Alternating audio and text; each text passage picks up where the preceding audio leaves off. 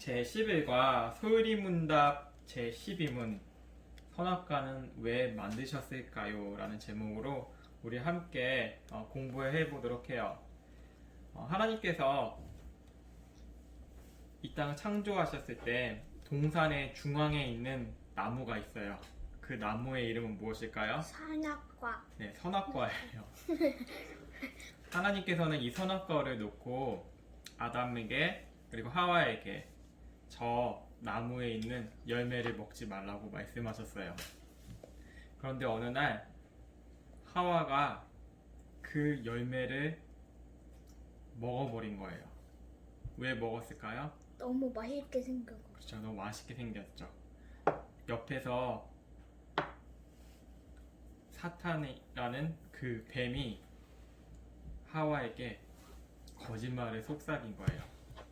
저 열매를 먹으면 하나님과 같이 눈이 엄청 반짝반짝 밝아져서 힘이 엄청 센 하나님처럼 될 수 있다고 거짓말을 한 거예요. 그것을 누구에게 줬냐면 남편 아담에게도 줬어요. 하나님께서 말씀하신 거를 아담과 하와가 둘이 말씀을 어겼죠. 네. 그 결과 어떻게 됐죠? 죽음이란 게 찾아온 것이에요. 에덴 동산을 쫓겨나서 평생 일하고 자녀를 낳는 그런 시간을 갖게 된 거예요. 처음에는 하나님께서 이 땅을 창조하셨을 때 보시기 참 좋았다고 말씀하셨어요. 어떻게 말씀하셨냐면 모든 것을 보셨는데 아주 심히 좋았더라 이렇게 말씀하셨어요. 그 중에서 사람을 창조하시고 너무너무 기뻐하셨어요.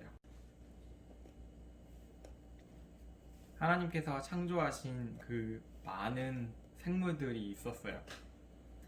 그 생물들 중에서도 개구리만 봐도 2580 종류의 개구리들이 있어요. 우리가 청개구리, 황소개구리, 또 무슨 개구리가 있죠? 도깨구리. 도깨구리도 있고 또 어떤 개구리 있을까? 청개구리. 청개구리 얘기했죠? 개구리. 그냥 개구리. 여러 가지 우리가 알 수 없는 그 개구리의 종류들이 있는 것이에요. 개구리뿐만 아니라 우리가 알 수 없는 생물들이 너무너무 많아요. 그 중에서 하나님께서는 이 땅의 많은 창조물 중에서 사람에게 너무 사랑하시고 축복해 주셨어요. 하나님께서 가장 우리를 사랑하신다는 증거는 창세기 2장 16절에서 17절 말씀에 나와 있어요. 여호와 하나님이 그 사람에게 명하여 이르시되 동산 각종 나무의 열매는 네가 임으로 먹되 선악을 알게 하는 나무의 열매는 먹지 말라. 네가 먹는 날에는 반드시 죽으리라 하시니라. 다른 동물들에게 명령한 게 아니에요. 우리랑 비슷하게 생긴 침팬지나 고릴라, 오랑우탄에게 너는 이 중앙에 있는 열매 먹으면 혼내줄 거야? 이렇게 말씀하시지 않으셨잖아요. 네. 단 한마디도 다른 동물들에게 이 중앙에 있는 나무를 대해서 약속하지 아니하셨어요. 오직 사람에게만 이 열매를 먹지 말라고 말씀하셨어요. 그것은 얼마나 하나님을 사랑하느냐 사랑하지 않느냐 그 말씀에 순종하느냐 순종하지 않느냐에 대해서 하나님께서 지켜보신 거예요. 그런데 사람들은 어떻게 했죠? 먹었어요. 그 열매를 먹고 말았어요. 그 열매를 먹었지만 하나님께서는 이제 너희들 끝이야 이렇게 말씀하셨을까요? 아니요. 아니요. 그렇지 않죠. 생명을 잃어버렸으니까 다시 생명을 회복해야 되죠. 네. 그래서 이 땅에 많은 선지자들과 하나님의 백성들의 입술과 삶을 통하여서 누구를 예언하였죠? 예수님. 오, 정답이에요. 예수님을 예언하셨어요. 이것을 신학적으로 제2의 아담이라고 해요. 제2의 아담이 첫 번째 아담이 실패한 것을 다시 완전하게 회복시키신 거예요. 첫 번째 아담은 하나님의 말씀을 못 지켰잖아요. 네. 그 후손들도 다 못 지켰죠. 네. 하나님을 미워하고 싫어하고 자기가 갖고 싶은 우상 숭배를 했어요. 우상숭배가 뭘까요? 사람이 원하는 거, 하나님보다 더 위에 있는 걸 우상숭배라고 해요.